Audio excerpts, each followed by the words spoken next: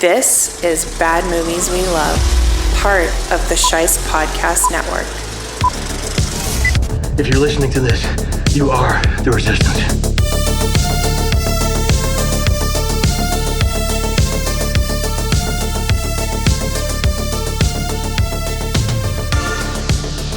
Hey there, Bad Movie Lovers. I hope you are well. I hope you are safe. It has been a sad and devastating week here in the Los Angeles area. The widespread destruction of the Palisades fire and the Eaton fire alone have been overwhelming. And, it doesn't even take into account that we had the Hearst fire going on up a little bit north of us in Santa Clarita. The Kenneth fire broke out thanks to an arsonist north of where the Palisades fire was.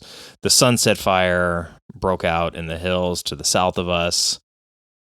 It was overwhelming. It's still overwhelming. The current count in terms of acreage is like 37,000 acres, which sometimes like tough to put into perspective. And I think if you're not from the Los Angeles area or the California area, it's tough to conceptualize just how much space, how much land this has engulfed. And, it's about 57 square miles total, which, just to give you some idea, is almost not quite as big as Washington, D.C., and it's spread out in several different directions and compromising several different freeway systems.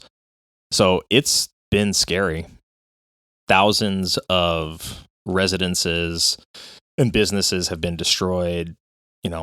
Thousands of people have lost their homes in these fires. And beyond just the destruction of buildings, this knocked out infrastructure like power. 250,000 people were without power for days, ourselves included here. The evacuation zones that extend beyond the fires, so many friends and family have had to flee their home, have had to go and wait, see if they're going to have a home to come back to as well. The air quality here is terrible. I don't know if you can hear it in my voice, but it's bad. It's like the smoke is everywhere. I was talking to my wife that just the sheer volume of smoke is going to have long-term effects on the health of the survivors. And, we're very fortunate so far to have only had a few deaths reported in these fires, given the sheer scope of them. But I'm sure that number is going to go up over time as recovery begins. But there are also water warnings in many places around the Los Angeles area where you can't drink the tap water because it has become contaminated at this point. And the scale of this natural disaster is just unprecedented. I've lived in LA for my entire life, for 40 years, have never seen anything like this. Like, we of course have fire season basically every year, but to have hurricane force winds of 100 miles an hour spreading this fire, those first hours and the first entire day, you couldn't even fight the fire. You couldn't bring in air support. You couldn't do anything because of the sheer force of the wind. And unfortunately, there's been like an immense lack of empathy that I've seen from a lot of people online that have thought that maybe California deserves this or something along those lines, but it's not all rich people in California. California's a working class state. So many people are affected by this, and I still have empathy for people that lose their homes, rich or not. Like, yes, they'll probably be better off than someone who's poor that lost their home, but they still lost their home. That's still a person. And it's just been crazy to see how much negativity there has been online. But what's been really nice to see is that there's also the other side of that, where so many people have been supportive. So many different organizations have come together to provide meals and clothing and shelter and financial assistance and all kinds of help for the people that are most directly affected by this. And I'm fortunate that I'm only peripherally affected because the area we live in is sort of more centralized. So we're constantly awaiting orders of whether or not we're going to have to evacuate, whether or not the winds are going to shift and come this direction. But we've managed to be able to stay in our home, even without power, for a few days. So it's not lost on me how lucky we are to have avoided the absolute worst of it. But also, the first responders who have been tackling this have been amazing. And I think a big part of the reason that the death toll is so low is that they've done a great job of evacuating and getting people out when they can. And I don't think their efforts and their sacrifices, in some cases working 24, 36-hour shifts with no meals, I don't think those efforts should go overlooked. They've been fantastic, and there's been a lot of support. We've obviously had help coming in from Mexico and from Canada. Thank you to all the firefighters that have given their efforts to help battle this. And still, even with all this effort, the long-term recovery of this is going to be painstaking. There's going to be a lot of adverse health effects from this. There's going to be a lot of adverse financial ramifications, of course. And people in leadership positions are going to face a lot of scrutiny, and they're going to have a lot of questions to answer. And that's fair. But this is still going on. This is still an active effort to get this under control. And I think there is a time and place for those conversations with leadership to take place. And right now is a time for empathy. All this to say, I'm very thankful to all the first responders out there who have been battling this. I'm very thankful to all of the different organizations that have stepped up to organize relief efforts. I'm thankful to all of the restaurants out there who have been providing free meals to people that are affected by these fires. I'm thankful to all the companies out there who have offered relief or financial aid or some sort of arrangement for the people that were displaced and suffering from these fires. I know it's not much, but this episode is dedicated to the people that are here in the Los Angeles area. Whether you're from Los Angeles, whether you came in from out of the state or out of the country to help, this episode is dedicated to all the people that are here fighting for us. And I'm including some links to some helpful lists of resources for people that need food, shelter, clothing, resources for first responders as well, resources for those who need to file claims, apply for grants, apply for FEMA federal relief. Those links are going to be up in the show notes for anybody that needs them. I don't really have a great segue prepared, but I was on the fence of whether or not I was going to actually release an episode or bother to put in the work, not knowing what the situation was going to be like. But I had this episode recorded. It is a good episode, and we had a lot of laughs.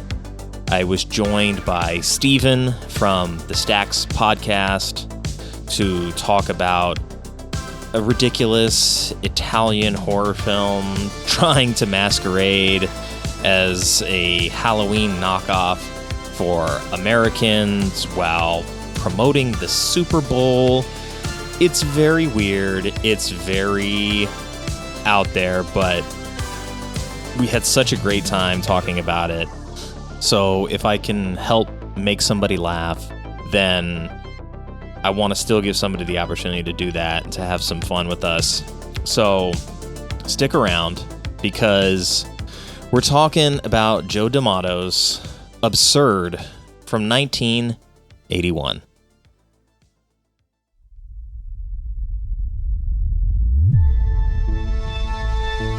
And you go, oh, interesting, absurd, and a massive blade. This is going to be fun. Yes, it is. At the end, we're clapping. That's all that matters. I've seen this film about 5 times before, and I was still confused by what's going on. And that really is the beauty of it. Okay, come on. Let me in. I'm going to die out here. Outrageously violent in a way that might upset some people. Before I stabbed him in the eyes, he gave me that look. It shows all the cops as useless, but here, yeah, the church also useless. Well, I'm a priest that believes in the power of science and making monsters in the basement. We believe in the resurrection of Christ and of man through brain enlargement. I like that it is a different kind of zombie. They really do go out of their way to give explanation, but never to any of the questions you actually have. All right.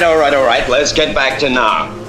Tell me, we know he kills, only do you know why? I would say that he does not regenerate cells perfectly, that he is insane. We have to find some way of stopping him.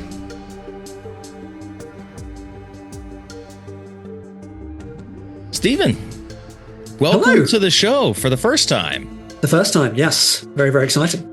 Thank you very much for being here. When I put out feelers, we have our podcast group, and I was like, come on, who wants to get in here and roll around in the muck and admit the muck that is where they I like live, some so bad this movies. is very exciting for me. Good. I'm glad to hear it. But since it's your first time being on the show, you want to tell my audience a little bit about yourself? Yes, I am Stephen, as said earlier, so there you go, it all makes sense. I am primarily of the Stacks podcast, which is very broadly a film podcast, but we cover other media, but primarily film, and our little gimmick is we do series focusing on directors, movements, writers, etc. So recently we did Francis Ford Coppola in one episode of ranking all this stuff, and we've done Jade Campion, M. Night Shyamalan, Spike Lee, a whole bunch of different voices. We did kung fu movies for a while, etc., etc. So go through that, talk about them, and then we do offshoots about video games and all kinds of things because we get bored and we ingest in lots of culture and must talk about it. So yeah, that's the Stacks, which is found wherever moderate to good podcasts are found. Okay. I was just listening to, I don't know if it was a horror movie rankings, because some of the ones you were talking about were movies that you and the guest both did not like. So I was like, this can't be a ranking of horror that movies. Was like just breaking down, that was breaking down the horror films of the year, and then we did a ranking at the end of this year in horror. But this decade in horror. But we started with going, there are a lot of good horror films this year, but a lot of bad ones as well. Appropriately, we're talking about a horror movie today, and that's Absurd. To use one of its titles, yes, from 1981. Well, it's good that you know those other titles, because that's going to come up again later in trivia. Yeah. So that'll come in handy. And this is directed by Joe D'Amato, written by George Eastman, also starring not his real name. No. He has a name which codes him as Italian, and he not want to be coded as Italian, so he goes by George Eastman, which he thinks just reads as very, very American. He is behind a few films, including this one. I don't know if I'm sure we'll come to this later, but he is behind some other interesting films. He has a style. He is fun. And 6'9". Wow. Well, I mean, I guess you don't need stilts or anything to play the monster in this movie. But the movie also stars Annie Belle and Charles Borromel. This movie has an IMDb rating of 5.3. So not terrible. It's got a letterbox of 2.9. That's because you are in the horror niche, though. So most people that are going out of their way to watch this thing have more of a tolerance for trash. You show this movie to most people and they'll go, what the hell are you showing me? Because it is absurd by title, so by nature, and it is primarily incomprehensible. It is an absolutely wild movie in a way that I find deeply, deeply entertaining. And I think it's phenomenal, but it is not a conventionally good film by any conventional metric, but it is fun. That's fair. I saw your 5-star rating for it, but it's glorious. The Rotten Tomatoes audience scores a 56. Just Watch has it at 24, which gives us a Bad Movies We Love total score of 47.75. So right in the sweet spot for kind of the most fun movies to talk about on the show. But, obviously, I had asked people if they wanted to come on the show. You and I talked a little bit about a couple of movies that were on the table and in the discussion to be brought here. But why this film in particular? This film was a really fun discovery for me. So in a previous life, did a podcast around the video nasties. Are you familiar with the video nasties? I am familiar with what they are, but it's like I don't know everything about it other than they were on sort of the restricted list. Yeah, the Obscene Publications Act. Exactly. This is Mary Whitehouse under the auspices of Margaret Thatcher. This was a fascinating piece of British history. And as a Brit myself, I'm really enamored by it. So when videos became available, and this was before we had kind of a fully ratified censorship or classification board, so the idea was that a child could watch any movie. So a child could buy The Evil Dead and watch The Evil Dead. Therefore, the problem was The Evil Dead, not the fact that a child could just buy The Evil Dead. So Mary Whitehouse put out a list under the Obscene Publications Act in 2 categories of films that were therefore banned to give away to screen, which just became the go-to list of horror films that you must watch. So had the exact opposite thing. And it's fascinating because it's mostly absolute trash, but there are some. The Evil Dead is maybe the most notable film on the list. You've got things like Lost House on the Left, Nice Spit in Your Grave. There are some films that I would say were poorly done by being on the list. So Possession, which is now seen as a classic, was on that list, and I think was undervalued for a long time because it was grouped in the video nasties, because it's not really that kind of film. If your film had zombie in the title, it was put on the list. If it had certain things on the poster, put on the list. The Driller Killer was put on the list because of the poster. They said change the poster. They refused. Was put on the list. The Witch Who Came from the Sea, not even really a horror movie. The poster is this impressionistic, like, Gorgon monster, put on the list because of the poster. So it's an absolutely wild thing. So we were going through these video nasties, and they are mostly absolute crap. And we watched a film called Anthropophagus, which I'm presuming you have not seen. I have not. And that was like a prequel or something similar to this in a way? Yeah. So Anthropophagus is another film written by George Eastman that stars him as the villain, the Anthropophagus, so the people eater. There are a couple of moments in Anthropophagus which I'd say are genuinely unforgivably terrible. There's one moment of like sexualized violence that's grotesque. However, it does end with Anthropophagus the monster being disemboweled by a pickaxe, getting on his knees and just eating his own intestines, which is just absolutely bold and brilliant as an ending. Apart from that, the film is quite tragically boring and not very good.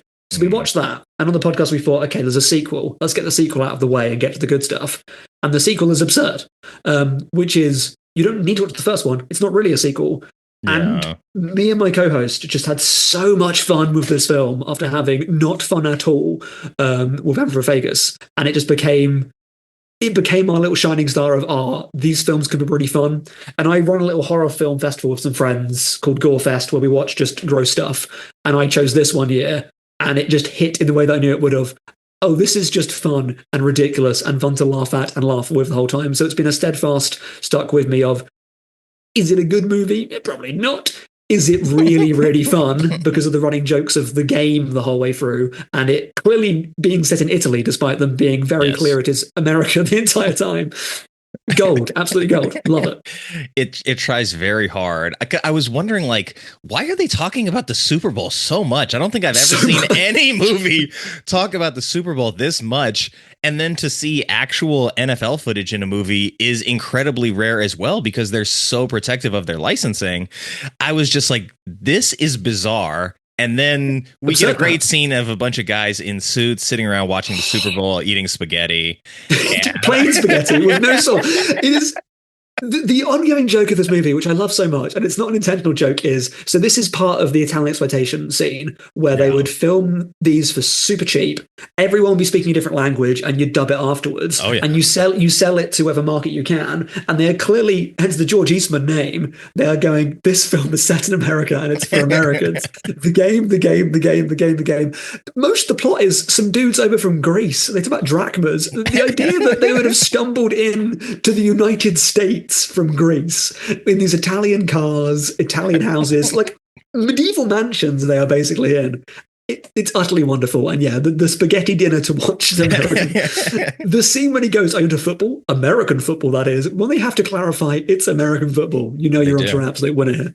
Yeah, and I'm like, okay, so this is 81. I know the Steelers like have a lot of success in the 70s, but like they're name dropping American football teams to really like drive it home that these people care about American football very much so. It's a big deal. The kid wants to watch the game. Also, in the logic of the film, the game seems to be on at 4 a.m. or something, because it starts what feels like very, very late. And then the kids have to go to bed. Like, so maybe it is in Italy and they're obsessed with watching this at the correct time zone. So maybe it is at 4 a.m. Wonderful. Maybe. Yes, very interesting. But I'm going to take a moment here. I'm going to set the table for people that have maybe not seen or heard of this movie. Absurd was directed by Joe D'Amato. It was a loose sequel, as we mentioned, to Anthropophagus in 1980. Initially, D'Amato wanted Eastman to only act in the film, but Eastman disliked the original treatment and rewrote the script, modeling it after American thrillers like Halloween. The film was shot entirely at night in May of 1981, primarily in a house in Rome, which has been featured in other films since then. The project marked D'Amato's first English language film, targeting international markets. It was produced under his company PCM International with additional funding from Edward Sarloui's Panamanian company, making it officially Panamanian, despite D'Amato reclaiming distribution through Cinema 80. The notable details include the participation of William Berger's children as actors and Michael Savi, I was going to mention him. Yes, Cemetery Man himself. Prominent Italian horror director himself. So this movie sort of, like, I don't know, to say it's his first like English language movie, like, okay, I get it, right? But you're also taking someone who's made a lot of stuff that's internationally known, more so than it's known here locally in the US, and really trying to upsell it as this thing. And one of the first things I noticed was like the ADR is hilariously bad. Oh, it's phenomenal. Yeah, it's absolutely phenomenal. I mean, I grew up watching Godzilla movies, so like dubbed bad English is never something that like I stray away from. But it took me a moment, and then I was like, they're not even speaking at like the same pace. I was like, okay, there's probably people that are not speaking the same language here. But it is a lot of fun in that I don't know if I ever really like understood what was going on. I'm like, okay, monster, science, he's killing people. Okay, not exactly on board with like why he's doing this, but yeah, I guess he's just a monster. He just wants to kill, and they really do go out of their way to give explanation. but never to any of the questions you actually have. They just love explaining tertiary detail. There is a lot of in-depth explanation about why he is the way he is that makes sense at all, which includes one of the greatest lines in film, which is, "I serve God more with biochemistry than with rites and sermons." Because there is a priest, the theory about Raiders of the Lost Ark, that Indiana Jones does nothing and the film just happens. Yeah. There is a priest in this film who basically is that. He is ostensibly in the film, kind of does nothing, is out of breath for most of it, gets given a gun by the police because the police decide to trust him, but it's a comically tiny gun, then just appears at the climax when it's all kind of sorted out anyway. But he is the exposition priest. He also hides he's a priest for a while by just putting his hand over his dog collar, but it's very unclear why he's doing that. When he gets stopped by the cop the first time, and when he's walking, and I thought he was like naked or something under the coat, or that he had like he is a priest, so you'd expect that. Yeah, I thought he maybe had like a weapon or something that he was legitimately hiding, but it's just the collar. And I was like, don't you think the cop would treat you more favorably if you were like, hey, I'm a man of the cloth and I need help here? So I don't know why he ever decided to hide it. I love his dedication because he could just take it off. He could. But he is so devout that he would rather cover it up but keep the sanctity of his tabard, which I respect. Again, through biochemistry, he is serving God to the nth degree. So he knows Nikos, which is the name given to the zombie. It's a zombie movie with one zombie, which is bold, but it's a very effective zombie. And we learn that Nikos's brain has grown in his head, and either that's because he's immortal, or that has made him immortal. That is the explanation given, and we are supposed to accept that. And he coagulates blood at 3 times the rate, and it does the Night of the Living Dead thing of therefore you have to go for the head. Yes, very true. And I like that it is a different kind of zombie, right? Because, we've seen a lot of zombies in movie history at this point in the 80s. I mean, you're actually probably seeing like a huge swell of it in pop culture for the first time around the time that this movie is getting made. So to make a zombie who isn't necessarily a flesh eater, who isn't rotting, and in fact sort of behaves like a zombie, except for those things, right? I mean, he even does the kind of the staggered walk of the zombie at one point in this film, but he's very particular in the types of kills that he likes to do. And I mean, the one where he's like holding this lady's head in the oven. That like is the only scene in the movie that I don't like. That is it's gratuitous and not even saved by very impressive gore effects. Also, her hair does not have any damage done to it, and then she is in the next scene and her hair is all melted off, which is wonderful continuity. But yeah, the I'm going to hold a lady's very focused on just holding a lady's head in the oven for a long time. And every scene in this film goes on for 5 minutes too long in a way I usually think is glorious. But this one time, no. Yeah, it's the only bit. And every time I show it to someone, I go, there's one scene that I have to say it's not really on. The rest of it, however, there's a great bit of a bandsaw. Yes. The discussions that happened in the editing room over this film must have been interesting because this kid's banging on the door. Katya, let me in. I'm like, wait a second. This is your sister. She's like strapped to this traction bed. She can't open the door for you. Katya. Katya is interesting. Katya is apparently completely gaslit by her parents into thinking that she is paralyzed, because at some point she just gets out of the bed and is completely fine and even kills, beheads, and holds up a zombie's head like a Medusa trophy, which again is absolutely brilliant. But this little troll kid who spends the entire film popping in and out of the house, never really being in any peril and just winding up everybody, and is ridiculously British, despite this being both America and Italy. Daddy, there's a monster boogeyman's in my house. Like, okay. The kid, I was like, probably should have just shoved his ass in the oven and closed the door on him. I mean, that would have made sense because he would fit in there. Yeah, he is. Just starts crying and then just trolls people, then just cries again. He's great. Love him. We'll circle back to the kid in a little bit. I approached you and I said, do you want to prepare a synopsis haiku for this movie? And you took up the challenge. I did. You did. Yeah.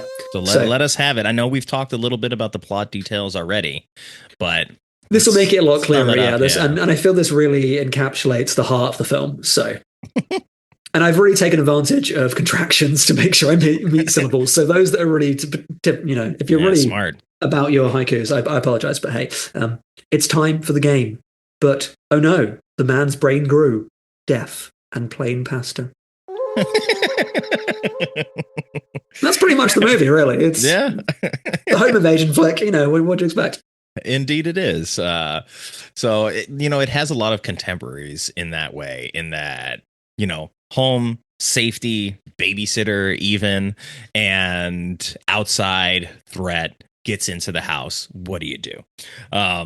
So I also wrote a haiku because I know I approached you last minute about it, and I was like, just in case, I always try to have one prepared. And then I got stuck in line shopping at Costco, and I was like, this is the perfect time to write this. So, priest is on the hunt. You cannot kill it unless the girl takes his head. Okay, that's actually a much better summation of the plot, but I feel I got most of the poetic essence of it. So I think together, we've really nailed the film. You between the two of us. That's it. Those two haikus really encapsulate the glory that is absurd, if that's the title you want to pick of the many titles the film has. Yes. So we've talked a little bit about why we like the movie. We talked a little bit about some of its faults, but if you had if you had to sort of nail it down, why do you think someone would say that this is, in fact, a bad movie? Because it's a mess, because it doesn't make any sense. It's incomprehensible. As I mentioned, every scene is far too long. The sound is nonsense. The characters are uniformly deeply annoying. You say it's shot all at night. There's one scene that's inexplicably in the day for no reason. When the babysitters go to the house, it's just the daytime. To the extent that I thought it was a flashback. I've seen this film about 5 times before, and I was still confused by what's going on. And that really is the beauty of it. It is ramshackle, complete nonsense that has such a simple plot and can't even tell that. So I can see why the people would take against it. Also, it's outrageously violent in a way that might upset some people. That's fair. I like that. Well, now that we've covered that ground, we're going to take a look back at the trailer from 1981, and we're going to see if the trailer can streamline the plot a little bit for us and how they sold this to potential audiences then. Before we get to the trailer, it's time for a quick word from today's sponsor.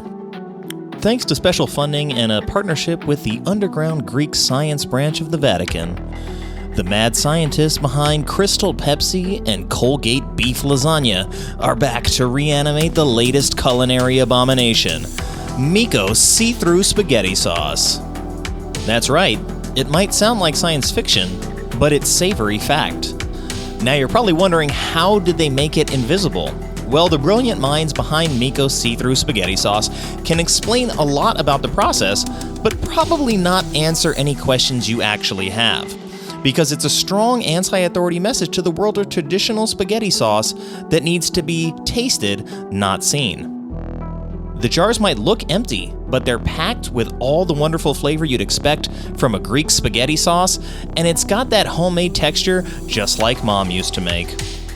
Miko's see-through spaghetti also comes in convenient pocket-sized squeeze packs, so never again will you have to worry about that awkward interaction when the host of your Super Bowl party serves you a plate of unsauced spaghetti. Because when life serves you plain pasta, bring your own sauce. That's Miko's see-through spaghetti sauce. And now, back to the show.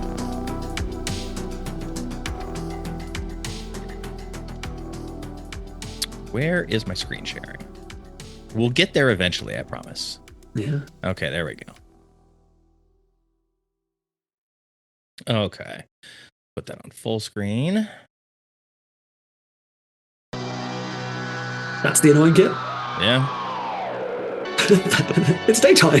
It is.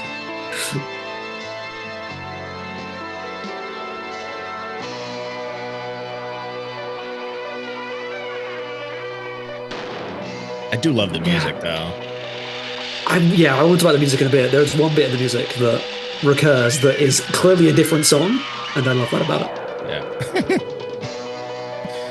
But it felt like sort of it almost like in its DNA wanted to be like a rock opera.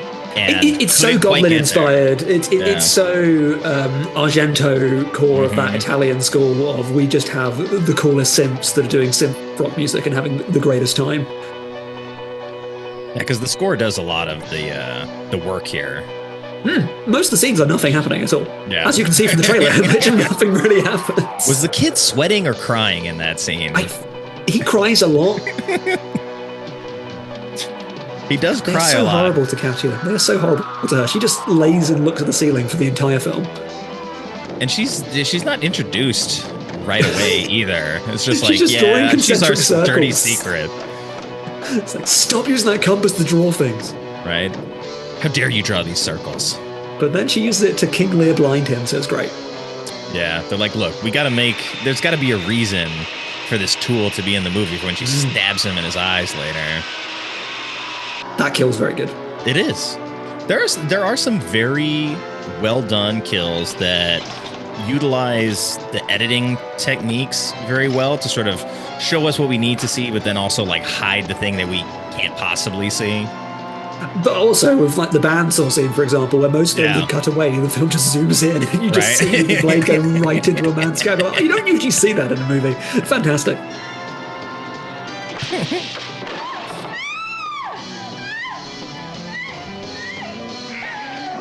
Gonna let you know. Hold on, we gotta show you the title again. Don't want you to forget. Yeah, the music is so good. There is literally a part in the music that keeps going back, which is generally just the rise in Hocus Pocus by Focus. It is just generally that part of that song. And when it hits every time, I'm having a great time. For someone who is bedridden for seemingly a lot of her adolescent life. Gaslit. She is in no way. Yeah, Peter Newton, not the director of this film. That is just a name given to make it seem American. Look, we're trying hard here, okay? We promise the game, guys, the game. That's wild. I mean, at least the movie captures the fact that this is, a fairly conventional slasher. So if you're accustomed to that coming out of like the 70s in the US, then hey, this kind of like feels like it exists in the same ballpark. And I mean, to some degree it does, but it's playing a different sport. The game, indeed. It is playing the game, and that game has spaghetti into it. And the Halloween kind of aspiration is really interesting because you can see how the police officer is just the world's worst Loomis. It's so clearly trying to write the Loomis archetype with him combined with the priest, I guess, and they just don't really know how to get into the plot. In terms of the home invasion thing, it reminds me of that newer school of the artistic explorations of sociopathy. So by which I would say Angst, Man Bites Dog, and Funny Games as those someone's just going to attack a house and there is no reason for it. And it's what if it was that, but with no artistic impulse to explore the sociopathy of man at all? It was just, what if someone just attacks a house and kills everybody inside of it and does it pretty efficiently, but also seems bored by the process? Which is compelling, I would say. It also it actively removes that notion of investigating sociopathy by being like, yeah, this guy's got something going on with his brain that like prevents him from even having thoughts, right? He's just sort of like a killing machine without any guidance, right? Like, because we meet him and he's running away wounded as if he is the victim of the priest, right? The priest impales him on the fence. He ends up in the hospital. We don't at that point know in the movie what the story is. And then he starts to heal in the hospital and gets very aggressive with the doctor and the nursing staff. And then they leave him alone with the nurse. Go, okay, well, this man just did revivify despite being probably dead, but I'm sure he's fine because the police are very obsessed with just following any newcomer to the town and just haranguing them for a while. There is a literal biker gang harassing old people they do not care about at all. Luckily, Nikos deals with that menace at one point, which is where Cemetery Man gets involved. But yeah, they just leave this guy just in a room with the nurse, who he then just shoves a medical drill through her head, which looks great, but not great bedside manner. Not at all. And so at that point in the film, he's killed a nurse. So it's like we still don't know what's going on. Like he's still a good guy. I don't know. We don't know what that nurse was up to. Yeah, right. It's like maybe he's not a good guy, but maybe there's something else that need to be told about his motivations here.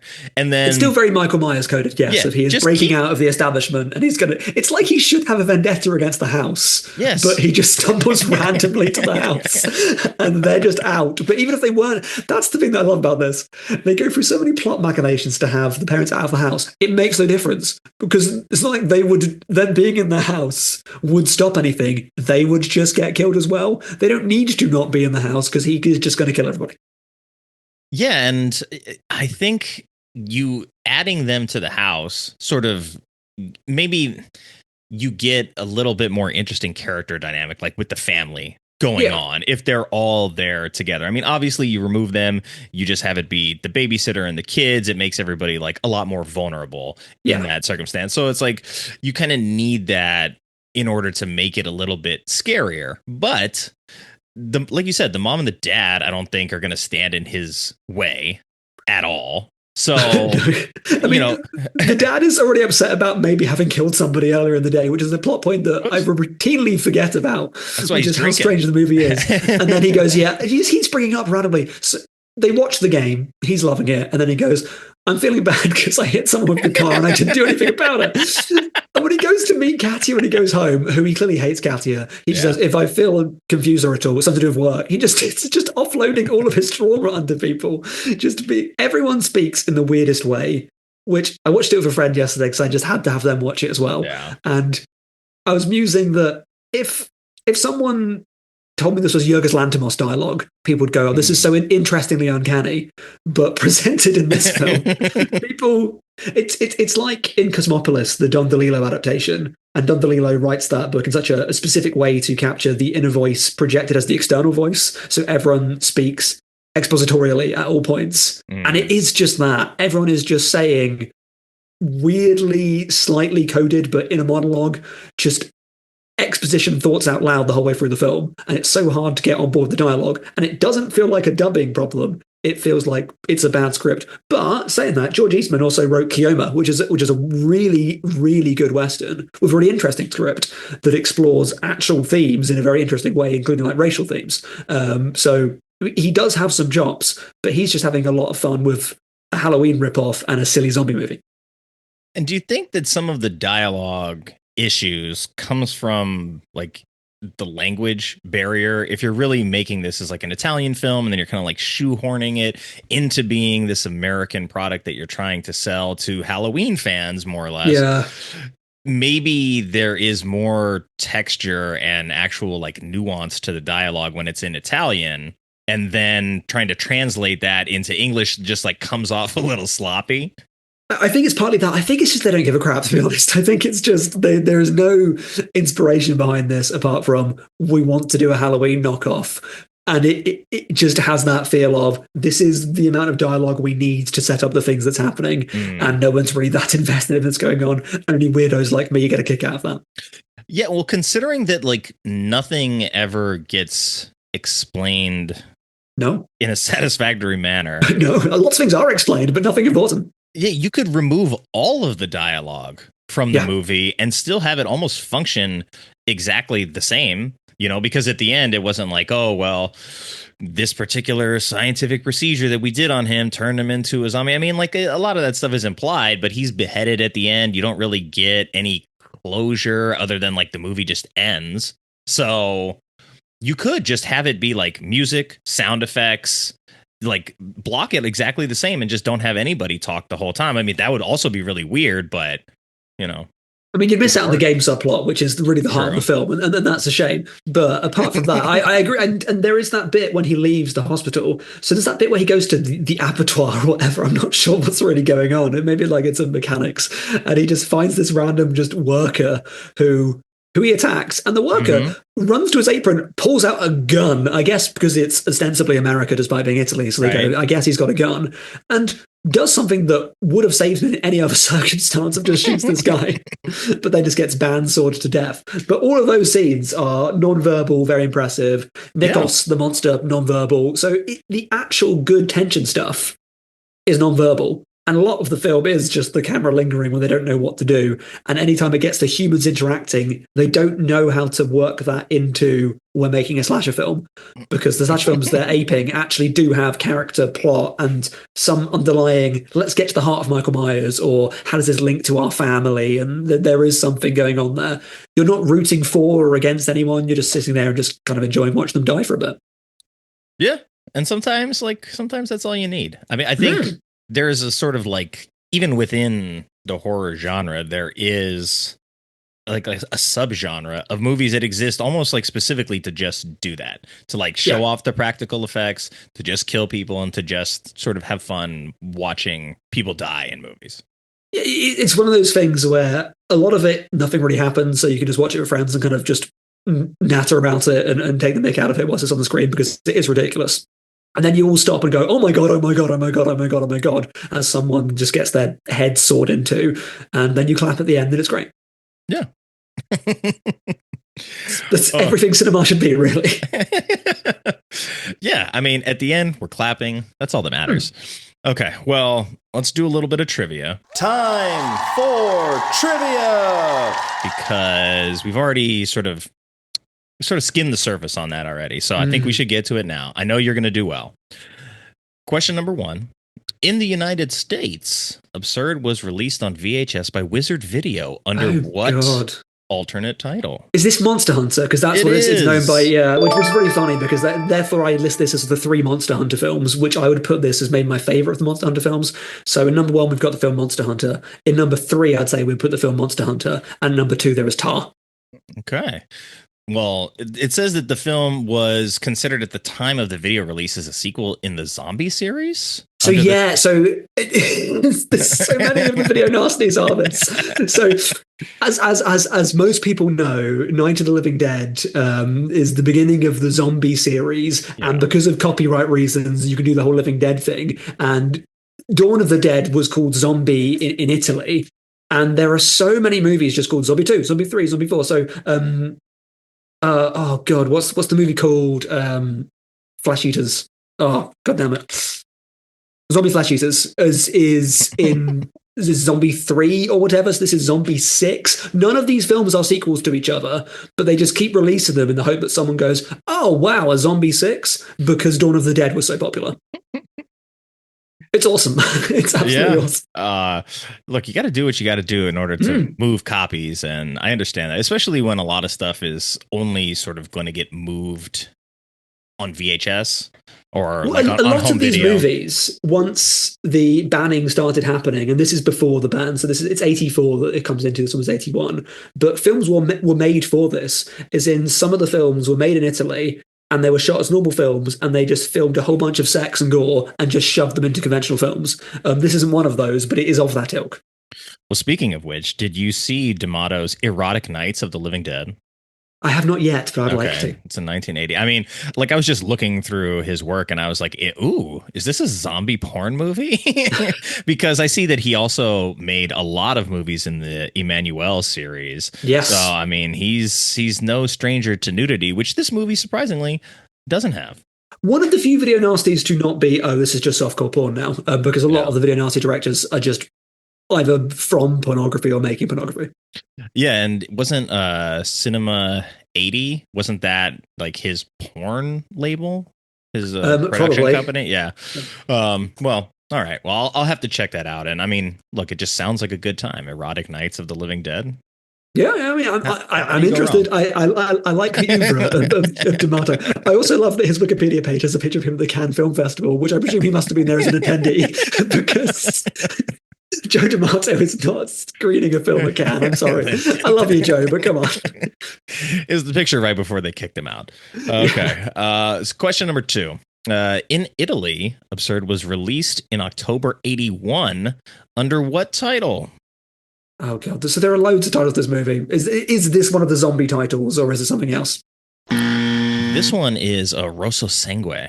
Oh, of course. So yeah, Blood Red, but not to be confused with the film Blood. Well, not to be confused with Profondo Rosso, Deep Red.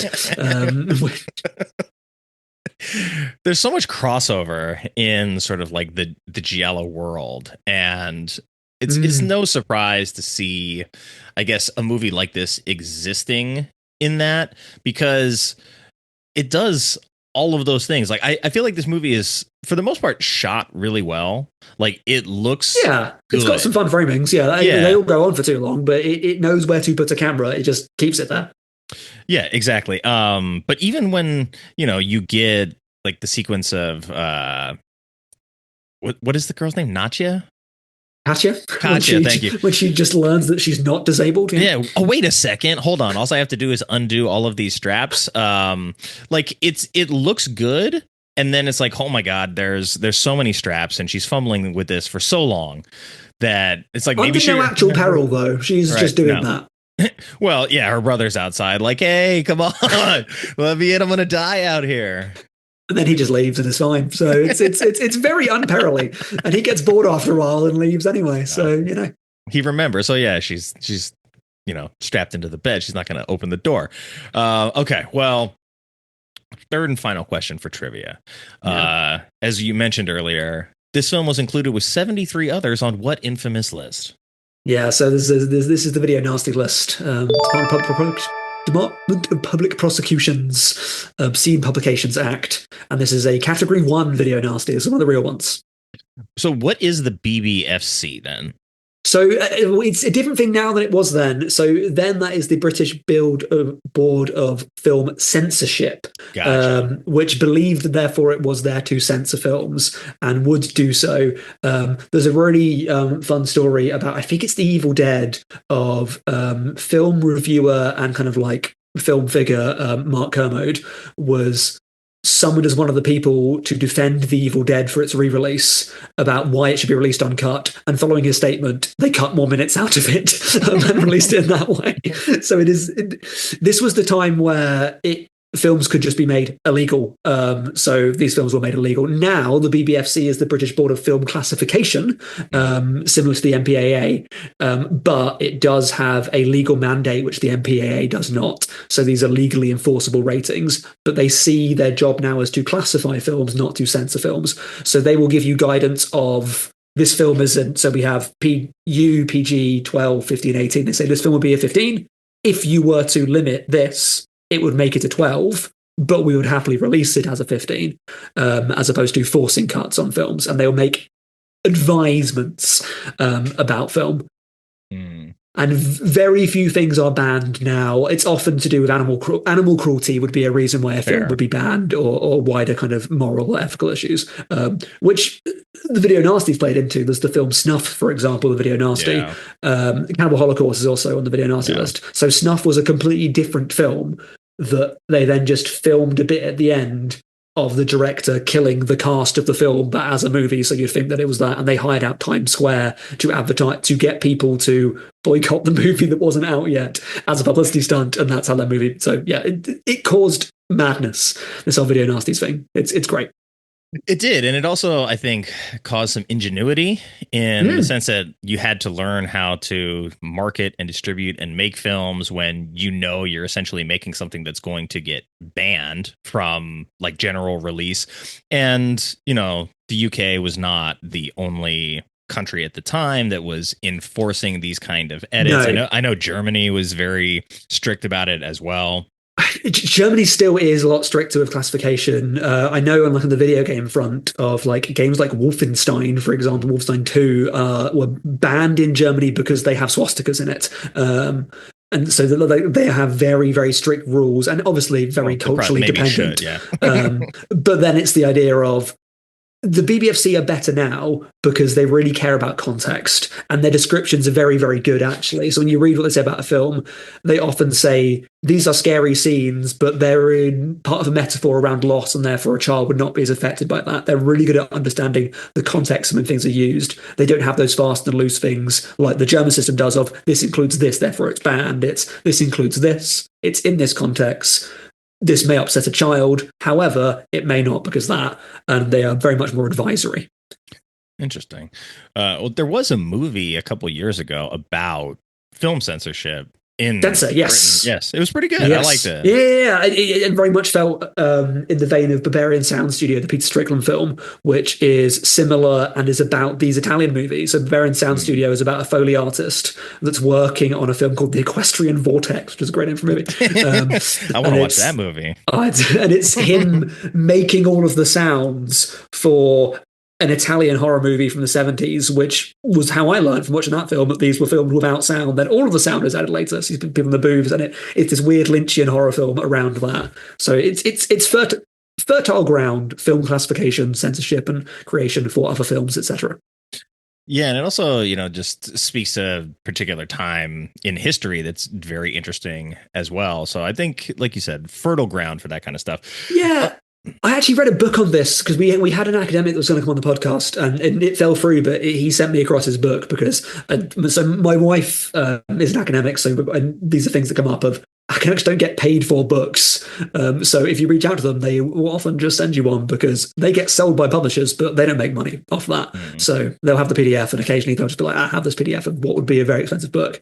And it's him busting the myth of the video nasty. It's really interesting there was this idea that it was this protectionist campaign of being morally upstanding, and he goes, it's more complex than that, and actually it was a targeted attack on the working class, because the problem was video cassettes. It's that the working class were now able to watch films, and it was an impulse against that, and that's how we should understand the video nasty thing. It's a different kind of nanny state that wants to control the populace in that way, because it sees this as low art, it sees this as art for a people it is against, and it's a way of targeting the type of films that a type of person would go to, which complicates it more and is very, very interesting. What is the name of that book? I really don't know. I should find it. I will something, the video nasties. I have it on Goodreads somewhere, and I will find it. Well, keep pushing. I mean, maybe he'll come back and he'll circle back to the show. You just gotta keep pulling at that thread. Yeah, on that show that no longer exists anymore. I don't think you can find, but it was fun while it lasted. Get him on. It'll happen. So there wasn't a lot of bonus trivia to pull from here, because even when I looked it up, I'm like, it's kind of a little thin. So I think we talked about enough of the stuff that I wanted to cover, at least in trivia.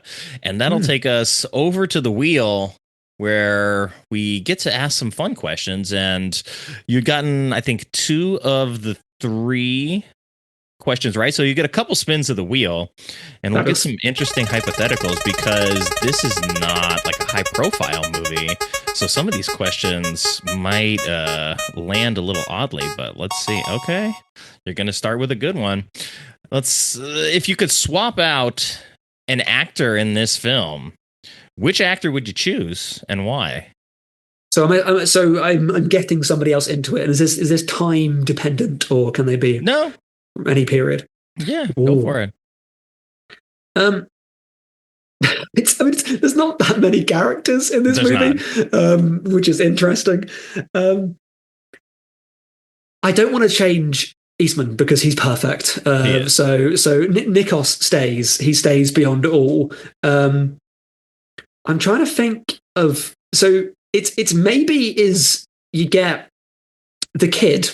I think the kid could be Macaulay Culkin. I think Macaulay Culkin would be great as the very annoying kid, and that would really nail the balance of annoyingness for this. So proper Home Alone era, that would be great, and I think that would really sell the movie a lot better. Yeah, Home Alone is a giallo. There you go. I think people would buy in. I would watch that. Yeah, again, we're going for the American market, so that's what we're going for. Exactly. All right, get one more spin of this wheel, and we'll see what pops up. All right, this is a good one.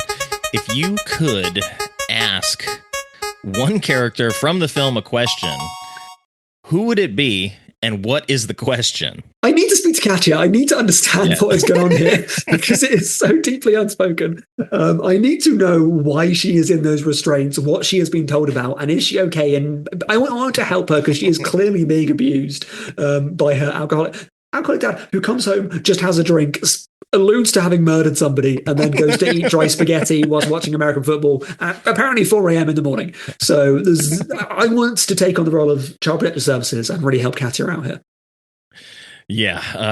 I mean, obviously her dad has some serious issues. He probably hit the person because he was drinking in the first place. Comes home, drowns his sorrows with several more glasses of scotch. Then he's like, all right, Super Bowl time. Heading back out. Well, the game's on. I'm trying to, like, I would probably want to ask Mikos, like, why are you doing this? Like, why the murdering? I get him. It's just that's who he is. The brain swelling. Forgot. Yeah, the brain swelling. That's just him. He just wants to kill. That's fine. I've got no issue with Nikos. I'm not worried about Nikos. I'm worried about Katya. I'd probably then ask the priest, like, why are you hiding the fact that you're a priest? I wanted the priest's background of what is your link here? What do you mean by the you serve with biochemistry? What weird Vatican lab? This is beyond the Pope's exorcist Russell Crowe nonsense. This is the real stuff. Yeah, because it's like this implication that, hey, we sort of serve God doing like genetic experimentation, right? And like I think so. Let's pull it down genetic. I don't know. But he escaped the lab, and we got to hunt him down. Oops. He escaped the ending of Emperor Vegas 1 in which he was eating his own intestines, which is a hell of an ending to escape. And they don't top the ending here, but holding up the severed head of Nikos is pretty good. Yeah, I did have to stop and think for a second. I'm like, well, I get that, her muscles are probably atrophied from being in the bed for a while, but she's swinging like a medieval sword or axe. And I'm like, how dull is it, though? Because she's chopping away there for a minute on his neck. Again, this tight Chekhovian script. The moment you see that medieval broadsword, axe, halberd, whatever, attached to that suit of armor, you go, oh, I wonder if that's used later. Yeah, it is. Yeah, it definitely is.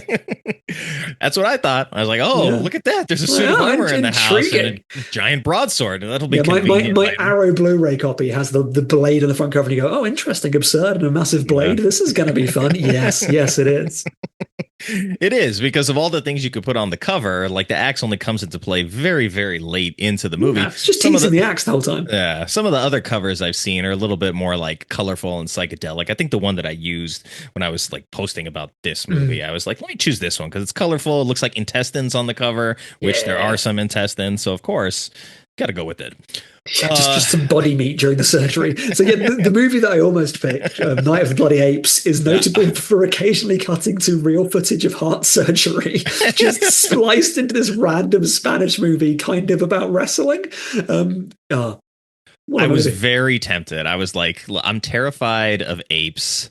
Because you never hear a story of a chimp that goes crazy. There's never a good story that starts with like this man and his chimp. You watch and you go, damn, that surgery footage, those effects are great. Oh, it's just actual heart surgery. Just put this movie. That seems to be a bit unethical, but fine. I was very close, but I was like, I think for the purposes of right now, we'll do the movie from the 80s. For these absurd times, Yes, exactly. Because I think Night of the Bloody Apes is like in the 40s or 50s. It's old. God, I can't even remember. It's been a while. I thought it was 70s, but I could be wrong. Well, look, if you have fun here today, then maybe we'll circle back and we'll do Night of the Bloody Apes on a different day. Yeah, we can just talk about heart surgery for a while. Yeah, look, we might. I've seen real life open heart surgery before because I'm curious, you know. So I've only seen Night of the Bloody Apes. It was pretty good in that. So it seems like something I'd recommend. Cool, awesome. All right, well, let's head over to Critics Corner then, because we got to hear what the people had to say. And unfortunately, this movie has like no Metascore, not really covered by critics, quote unquote. So we had what would they know anyway? What would they know? Yeah. Nothing. So we got to mash some stuff together. So I pulled the little Rotten Tomatoes action, little Letterboxd action together, and we'll go through the spectrum of 1 through 5 stars, starting as we always do at the bottom. This is somebody who saw it recently. This is October 25th of this year. They should know better then. If they're seeing it this year, they should realize this is a postmodern classic. Yeah. Namir Solo says, this has no right to be as boring as it is. I don't know if you saw the guy's head go through a bandsaw. I don't think... Even the weirdness of the game is not boring. There is no boredom here. I was so confused by it that sort of that investigative part of me, all those gears were turning. I'm like, what's going on with the Super Bowl in this movie? I can't help but wonder. There is no act structure. It's just one extended act that just keeps happening. It is always something happening, despite there being very few actual plot points. So no, boring it is not. Bad, perhaps, but boring, no. Well, we'll move up the ladder, and this will go to 2 stars. And this was even more recent. This is December 7th of this year. Oh, gosh. This is Robert E.G. Black says this movie kind of sucks. Basically, an Italian ripoff. Basically, an Italian ripoff of Halloween. Yeah, except the movie can't quite decide who its main character is. Agreed. Yeah, that Willy kid is annoying as fuck. Yeah, Italian kid playing American kid, voiced by British kid. Yeah, again. And that the final girl was up until a few minutes before the end of the movie. Interaction has absolutely no bearing on the plot, and the killer has no fucking personality or style. No.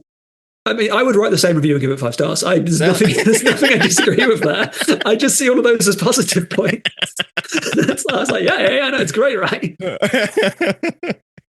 Well, look, I mean, that's what makes this so fun, is that you get someone who can see all these things and be like, I don't like any of this. But still, he didn't give it 1 star. That's better than the one we read before that. So that's the fun of climbing up the ladder. We get to even more recent reviews somehow. This is December 20th of 24. So this is a few days ago. 3-star review from The Suplexorcist. Hey, they've got a vested interest. The church can't review this movie. Yes, it is a great name, and I was like, I have to include this. Extremely gory yet shallow Italian quasi slasher. What were you expecting? Come on, to be shallow. Come on. The gore scenes are extremely over the top and well done, but as usual with these kinds of movies, it's low on the storyline. I enjoyed it for what it was. There you go. Okay. Right, Christmas special right there.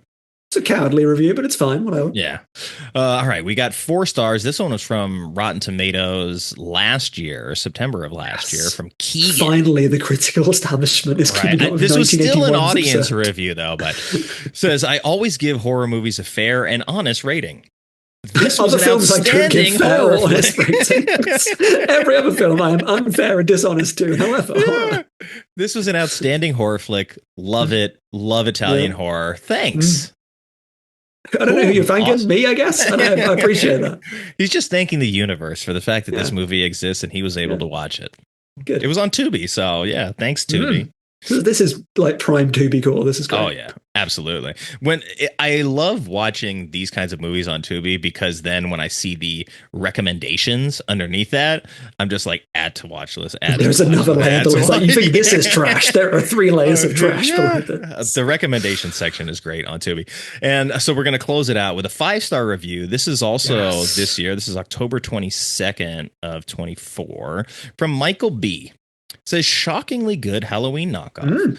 For an Italian movie, its story is pretty succinct. Just some xenophobia. I mean, for an Italian movie. And its characters are likable, right? Unsuccinct. Fellini over here. What a digression. So I actually remember the characters' names! Exclamation point. I was pretty sad when Emily bit the dust, and I was really rooting for Katya. Good shit. Well, good, because she came through. She did. Fortunately, she gets to be the final girl. You wouldn't expect it at the time that she's maybe introduced, due to the fact that she's strapped into her bed in traction. But yeah, she shows up when it matters. She outsmarts the zombie. She outsmarts Mikos in several ways.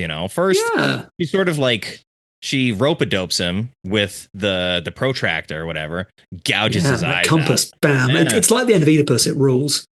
So she gets him in both eyes. So number 1, blind the opponent. Yeah. So now she has an advantage.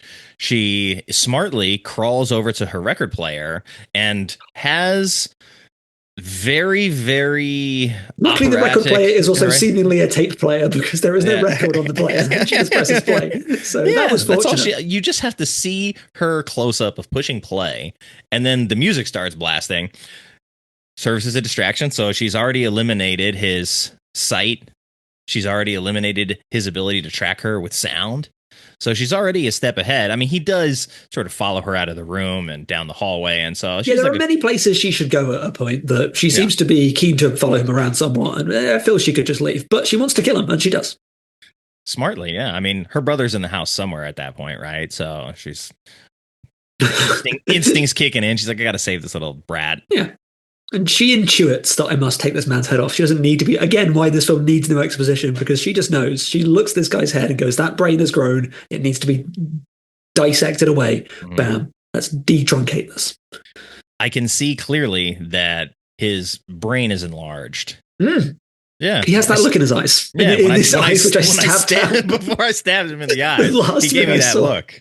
Yeah, I could see his brain pressed up against his eyeballs and thought, oh gosh, that should not be that big.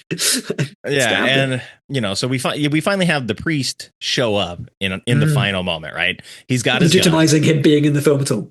Yes, he's got his gun, and then he's got it in his hand. It's like pointed at Mikos's head, and then like there's a scuffle. The gun is now gone. Did it get thrown across the room? Did I miss that? It's so tiny. It's probably still in his hand somewhere. His stupid tiny gun. He never tries to even shoot him. He doesn't shoot. He doesn't shoot him at a distance when he has the advantage. Like, I mean, maybe the priest is like, "Hey, I've never used a gun before. My first time in America. They just expect me to know how to use it." I just walked here from Greece. It was a long way with a Greek newspaper that I get out at one point and drachma in my pocket.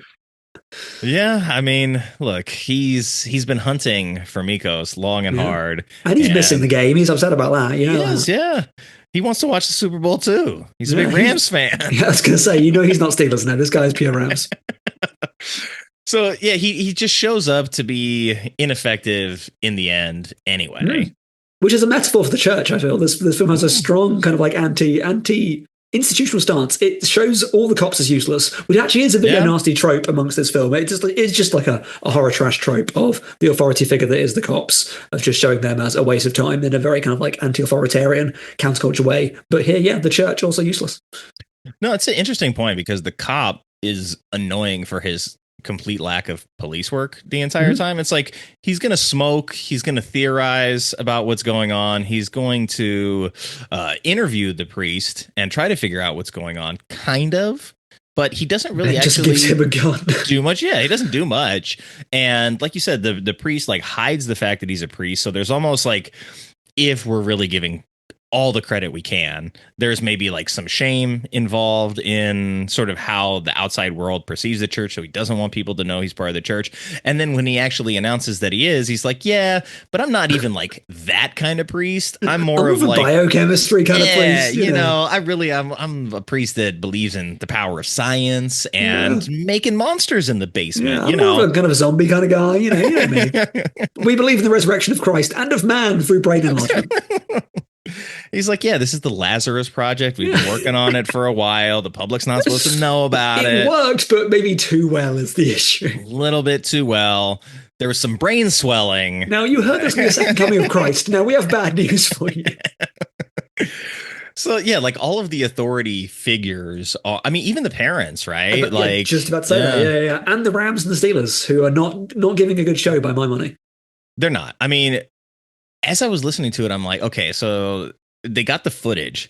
Did they get actual like audio broadcast from the game? Because I'm like, they're getting the names right, which is impressive, because they could have just, had some generic play-by-play for the game that didn't have to be. I was surprised that it lined up to be the correct sport, considering the film that I was watching. That would have been great if it was like they're talking about the game and the Rams and the Steelers, and then it's like a basketball game. That would have been fantastic. I mean, that would have been the cherry on top in this already ridiculous movie. They're watching the Super Bowl. It's a basketball game. They're eating spaghetti, very casually too, like all in suits. And I was like, this is the weirdest Super Bowl snack. They eat it really weirdly as well. And queue up to use the phone. And then we go to the same establishing shot of just the dark house about 12 times. Yeah. Well, you got to. I mean, we filmed it. We got to use it. We got to pad this out because it's barely getting over an hour and a half unless we really let these scenes marinate for a while. A strong genre of Italian horror, which is we have a location, we're making a film here, which like Castle Freak is really the kind of the apotheosis of that, where it's like Charles Band is like, well, I own a castle, so how about we film a film here? And that's why you get Castle Freak. So it's this location first filmmaking is the way forward. Yeah, I got one of the guys in the group with us at Cinema Shit Show, a big Charlie Band fan. So good. I feel like you guys should connect. You guys would have a lot of fun together. Well, we've done Critics Corner. not really Critics Corner. This was just like public opinion. Yeah, but Vox Populi. Right. What do the people say about Absurd? The voice of the people, and that's I'd say mostly wrong, even when they're right. Well, the fact that it's pulling like, what is it, 2.9 on Letterboxd? I mean, that's fairly respectable. Like, it's close to the 3 territory, which for like a really bad movie you don't see a lot of. So you get the people that are like, this is bad, I can't tolerate the way that it's bad enough to enjoy it, and then the other end of the spectrum is like, I love the way that it's bad. Exactly. And I want more of this. Yeah, so I had a fun time with it, but I always ask my guests as well, for somebody who has not seen Absurd, and which I presume is nobody. It's a very everyone's seen this movie. It's a classic. So for the very small percentage of people out there who have not seen Absurd, but are looking to maybe expand their horizons, what is a good gateway drug movie that maybe more people have seen, that is more palatable to the public, that might get them to make the journey over to Absurd? I mean, well, the easy one is Halloween, but it's not quite apt. Something like You're Next maybe is more modern and kind of irreverent and very, very silly. I'm trying to think of good home invasion. I mean, there's the ones I mentioned earlier, but they're a bit more high-minded. And there's Inside, but I think the movie is absolutely crap, but is similar in its style. Absurd is wonderfully singular, despite being deeply referential and deeply unoriginal. Bay of Blood, maybe, the Bava film, which is the first slasher movie, which is the foundation of the genre and therefore is going to be more watched for that reason and more accessible, kind of gives you that push of this more fills in the lineage of the genre as started in Italy and pushed from that direction of gore first slashers as opposed to teen first and lore first slashers. This does not get caught up in the cult of Mike Myers. So Bay of Blood, the Bava movie. Watch that. Okay, that's a good one. Yeah, this is a hard one for me because I'm like, I'm not like the most well versed in giallo films, and even if I was, there's certain famous ones that, at least the most famous of them, are probably the least like this one. Yeah, we did a whole Giallo season on the Stacks recently. Part of that is I went for about 30 notable Giallo films, and we kind of just ranked them on their Giallo-ness. And it's surprising how much in that subgenre it's so debatable of what actually counts as what, because the codes are so fluid. And this is Giallo in terms of soundtrack and amount of violence, and there is a mystery in the cops, but apart from that, it's very not that. It doesn't have though actually the Giallo lighting that we associate with Argento is pretty much only an Argento thing. It's not as broad, and it's a kind of neo Giallo pastiche. Watch a modern Giallo film like Knife Plus Heart or something, you see a lot of that lighting going on, but at the time not so much, sadly. But any weird Italian horror from the 70s or 80s is going to give you this vibe. That's true. Yeah, so you'll have a lot of, you'll feel like you're sort of watching the same movie, even though you know that you're not. Yeah, just Euro trash, just great. Yeah. The one that I guess I would maybe land on would be My Bloody Valentine, which is the same year. Yeah. The guy's got a pickaxe, sent to a mental hospital, but escapes said hospital to go kill people, although there is a little bit more reasoning behind why the killer is killing, but you do sort of have the menacing killer in this as well. Yeah. So. Yeah, I think that's cool. I'm half tempted to say Silent Night, Deadly Night Part 2. Kind of the same vibe of, I guess this is a slasher, but this is absolutely ridiculous. This does have the Garbage Day vibes that film has, so we'll throw it in there. All right, well, I think people will at least they'll have their work cut out for them, but they have a reasonable amount of expectations and something to look forward to recommendation wise, but I think just you're probably better off suited just jumping into absurd and then working your way backwards from there. Because if you can tolerate absurd and you like it, then that opens a lot more doors for you. Where if you're like, hey, I love Argento and like his specific style and like the height of the giallo movement, and then you go to absurd, you might be a little bit let down. So yeah, no, definitely. Don't come into it expecting the artistically shot end of giallo. This is not the fifth chord. This is absolute like bottom tier trash that is occasionally kind of good looking, but is mostly fun with some good gore scenes. It is the gore centric. I think, what I found interesting is that like a movie like this could sort of be bad in all the ways that it's bad and still be a lot more entertaining than a lot of other bad horror movies that get made. And I mean, like we said, the soundtrack does a lot of the heavy lifting here. There are some very good gore effects and good editing, which is something that I really like in, I guess, all movies, but specifically in horror, because you really have to focus in on how are we going to maximize the effect that we're going to use. And when you're not actually, sawing a guy's head open, how do you show that in a convincing way and make it work? Because, you have the shot of him on his back. He's sort of being pushed into the bandsaw as it's sawing. So we see the top down view where there's like blood spraying. We know that the saw is happening there. It's cut in with the shot of the saw in the head from the other angle. Yeah. So very smartly put together. And so it tells me that there's like a lot of craft and ingenuity that went into the gore. You can tell the bits they care about, and they want to do those bits justice, and they do, thankfully. And then it's just, I don't know, what do Americans like is the motivating thought around the rest of it. We like football. That's true. It's like football and spaghetti. Yeah, spaghetti's fine. I wouldn't eat it for the Super Bowl. Their daughters. Well, unfortunately, that's probably more accurate than it should be. But at least she gets to be the hero at the end of the day. And tropes will out. Carol Clove will be very happy. Yeah, I mean, she still gets to be the final girl, and she gets to chop the dude's head off, and brilliantly so. Yeah, it's a big moment. But is there anything in the movie that you wanted to talk about specifically that we didn't get a chance to talk about yet? Just past for. I don't think so. I think the game is obviously the only thing that's ever worth talking about. But again, not much happens. I mean, at some point I've noted that the Katia plot line is very similar to the novella, The Yellow Wallpaper, and I think is pushing that point.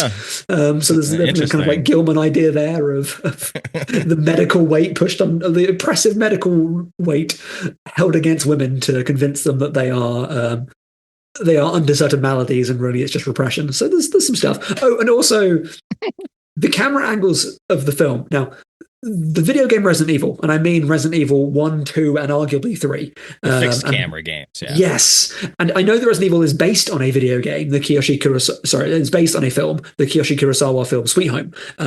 But the camera angles in this film are very fixed camera Resident Evil angles. There's just a camera in the corner and just the action happens towards it, which again... My brain is coded a way to find that very appealing, of this weird survival horror thing. And the logic of the last bit does feel more video game coded, of you don't need any motivation bar survive, because you're playing the game and that makes sense. And that this film has the same logic of survive. This guy's going to kill you. Why? Because he's the enemy. And it's fun how video games have made that work, because you are controlling the situation. So you bring your own things you want to progress. And this has that. And I guess people take against that because it does not have character depth, as someone said in one of those reviews. But I find that compelling of, this guy's going to kill you and you have to survive. Here's a fixed camera, deal with it. It's got the acting and voice work of the original Resident Evil. Yes, a Jill sandwich, it's just one dog jumping through a window away from being absolutely perfect. Oh, my God. I mean, I do love those games, so maybe that's why I had a soft spot for how this is shot. But yeah, like I said, I think it looks good. The environment in which it happens, like... because the house is so cavernous and sort of like when they're running through the hallways. Yeah. It's an American suburban house. Yeah. Just, typical suburbs. That's what we all are dealing with here in America. The idea that you can sort of like get lost in the house, even though you live there, has its own element at play, but also that you can use it to draw out the entire chase sequence at the end. Yeah. And then the parents can be down the road and therefore away from it, but still in view of it, so they can say, "Oh, the lights are off, the lights are on," and you've got the walk through the forest, which is a pointless scene where you have that random drunken guy that gets arrested by the cops, and then you think that he's a threat, but he's not. So you've got points of peril around it, and then you've got the funhouse, which apparently is in Rome. Yeah, well, it's they just needed to draw more attention to the fact that the cops are completely inept in this. Yeah, which I appreciate. It's good. Yeah, you arrested the wrong guy. He's got nothing to do with this. But you mentioned the yellow wallpaper, which is a story that I read in school, and I like it. I like that you drew that parallel. Is this movie smart enough to be making this connection? Because you do choose to make that character the hero of the story ultimately, and the dad is an alcoholic that just hits somebody with their car and sort of is lamenting his own problems and maybe gaslighting his own child into being this unnecessary burden for him, and like the reason why he drinks. Like, is the movie smart enough to actually pull that off? Is it doing that? I think trope-wise, yes, but not in that high-minded way. I think it likes the underdog trope, and it's the same way that Nikos is kind of that. Of Nikos is the figure that clearly has escaped and does more damage than you think that he would, and it's more of a foiling or a mirroring of that end. Of you've got these two characters both defined by a debilitating illness or condition that are therefore, or in spite of that, are able to overcome and strike out. So I think it's more the pairing of the characters over that arc. But from that, you do get this subtext of the repressed, the suppressed, the put down in society are manufactured to be so and can overcome that, and there is power therein, and that certain things that we see as being a disability is not defining in that way. Articulated ridiculously, but arguably empoweringly. Yeah, that's an interesting point, because it's the final showdown between both of those two characters that, I mean, in a nutshell, are sort of products of a medical system that both seem wronged by it, and it's made clear that they have been wronged by it. And if the movie was more interested in fleshing that out, it could make that point. It has the beats there for the point to coalesce, but it just isn't really interested in following any of them. But it leaves a little bit of that for the viewer. You can have some fun with that. Yeah, I like that. I mean, it's a little bit speculative, but it gives some richness to the texture here that this movie is working with. Some sauce for the plain spaghetti. Yeah, there you go. Bring your own sauce. That's a good motto for movies like this. Sometimes you just got to bring your own sauce. But the movie is going to give you plain spaghetti. You're like, I do like spaghetti, that is fine, but I would have wanted sauce. And it goes, bring your own sauce. And you go, oh, okay, fine. That's great. We should probably just end it there, because I don't think we're not gonna get any better than that. By holding up the head of someone and just waving it. Well, I know you talked about it a little bit in the outset of the show, because this, of course, is your first time here. But for people that are listening to this and they want to check out your show, where can they find you? Do you have social media stuff where you interact with your audience on a regular basis? So you can go to the website, which is the front for reviews primarily of film and recent video games. I need to write up a review of that damn Indiana Jones game that I finished. So hopefully that'll be up soon. So that's thestacks.co.uk. We'll forward you to that. The best place to find me is on Letterboxd, where I watch lots of stuff and write lots of long words about them. Some short words, just lots of words. I am on Blue Sky. I think I'm the Stevenage. I don't know. And I'm trying to post more, but I find it hard to stay in the habit of it. I feel yeah. I was never that big a Twitter person, and now I'm having to set up on a non-Twitter in a post-Twitter world, and I know, it's just... Well, I mean, as someone who has had multiple shows that have... So I have my own personal Yeah. account, and then I got one for the show, and then the other show, and the other show. Yeah. And then I have to post across all of them, and now I got to post across like all of them on all of the different media or social media where they have accounts. I'm like, this is the worst part. I don't want to do the social media stuff. So that's why it's like when I talk to my audience, I'm like, look, if you like the show and you really want to help out, the best way to do it is to just like tell your friends about it. Yes. Like, yeah, definitely. That's the best way to help, because like it saves me the trouble. It doesn't actually save me the trouble, but it means that like when I'm going through the trouble, it actually matters. And like I don't do that much social media, and not as much as I should, quote unquote. But there's such a critical mass of that to make it seem worthwhile, though, and it's the amount of time you have to put in to make it seem worthwhile, to prove that it's actually hitting traction. It's just so much, and you are part of a whole wall of noise. And I think the audience that mostly find stuff that you want that are dedicated and follow the good things that you do aren't really appealed to by that anyway. I mean, things have not come across to me that way, and I go, I'm going to check this out. It's more someone tells me blah, or I'm in a community, they go, this show is good, and that's happening to get picked up. So the word of mouth from the people you trust that like cool things. So if you like this, please talk about it, and if you like what I do over the Stacks, please talk about it. Yeah, well, definitely I'm going to finish that episode. The other one that I had listened to fairly recently, I think it was the one you were talking about, Superman 4, and I was like, how dare you? I know that movie's bad, but we need to talk Superman 4 because I'm going to stand up for Nuclear Man, or whatever the hell his stupid name is, with his long fingernails. I think I quite liked it. I think that's one of the ones that I quite liked. So I think I was quite positive on Superman 4. It's much better than some of the other ones, Jesus Christ. Yeah. Well, this has been a lot of fun. Thank you very much. I hope you do come back again, and we do Night of the Bloody Apes. We'll have only night-based films. Only night-based films that have to be video nowadays. Yes. Yeah. Well, I mean, that's a long list still to work off of, in fairness. So we've got some content for a while. But yeah, this was honestly a lot of fun. I'm glad that I reached out and that you took the hook and were like, oh yes, I love terrible movies. I do. Yes. People say they're terrible. I don't love any terrible. I only love good movies, but people think they're bad. I think I'm wrong. Well, a lot of the time when I end up talking about this stuff, it sort of only falls into like a certain spectrum of films where it's like stuff that either was really critically hated, like in the media, like where like the word of mouth was like famously bad, or stuff like Waterworld where it didn't make a ton of money at first and like the production was troubled. And so it's like a lot of movies that have reputations, and then a lot of sort of similar stuff from like the action era of the 80s, which there's a lot of bad movies there. So I'd like to expand the horizons into more stuff like this. And I think Night of the Bloody Apes will be probably the oldest film that I will have ever talked about on the show. So I'll see if I can find anything older. I mean, have a fun time. Yeah. Well, we'll go, why is this movie bad? Well, it's because it's racist and from the 20s. That's what something they'll find. Why'd you like it? Oh, I guess I don't. I'm sorry. It was just a challenge. Yeah. Well, if we go back far enough, we're going to run into a lot of that. I mean, at least if we stick in the 80s, it's like mostly just Van Damme making terrible movies, but always spin kicking somebody in the face.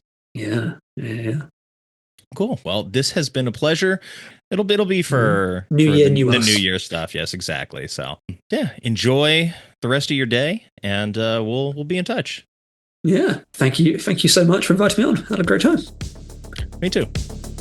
Thanks to Steven for coming on the show, for having a ton of laughs with me. This movie was a great one to talk about. I'm glad I had a reason to watch this. Otherwise, it probably would have just hung out with a lot of other Italian horror films that I've never seen. But I had an absolute blast. I hope Steven comes back so we can really talk about Night of the Bloody Apes. In the meantime, if you want to find Steven, you can check out the Stacks podcast or the stacks.co.uk. I think that's right, but I've got his stuff up in the show notes, easily, readily available for your convenience. And next week, we're continuing our New Friends month here in January as I welcome Sully from the Jacked Up Review Show podcast onto the show to talk about Wishmaster from 1997. And of course, thank you to everyone who took the time to listen to this episode. I know you have a lot of choices when it comes to podcasts, and I appreciate you spending your time with us. I hope you enjoyed the show, and if you do, please consider leaving a rating and a review and telling a friend about it. And the support page is live over at ko-fi.com. That's ko-fi.com/badmovieswelove. I'd also love to hear from you, so if you have a bad movie you love, and or would like to be a guest on the show, you can contact me directly at badmovieswelove@theshice.com or badmovieswelove on Twitter and Instagram, and that's love spelled L-U-V. Until next time, take care, be well, and have fun however you get your movies.